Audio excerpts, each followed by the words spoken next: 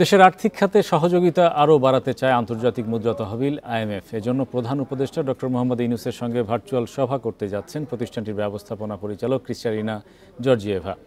মঙ্গলবার সন্ধ্যায় এ বৈঠক অনুষ্ঠিত হওয়ার কথা রয়েছে। অর্থ মন্ত্রণালয় জানায়, সভায় এলডিসি পরবর্তী ঝুঁকি মোকাবিলায় বর্ধিত সহায়তা চাওয়া হতে পারে। এছাড়া বাজেট সহায়তা হিসেবে নতুন ঋণও চাওয়া হতে পারে।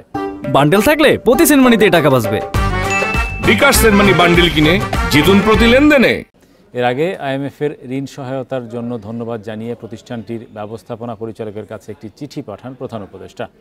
এর উত্তরে আগামীতে বাংলাদেশের উন্নয়নে সহযোগিতা অব্যাহত রাখার প্রতিশ্রুতি জানিয়ে চিঠি দেন ক্রিস্টালিনা জর্জিয়েভা। এদিকে জুনে বাড়তি $80 কোটি সহ চলমান ঋণ কর্মসূচির আওতায় বাংলাদেশকে দেয়া আইএমএফের মোট ঋণ দাঁড়িয়েছে $550 কোটি।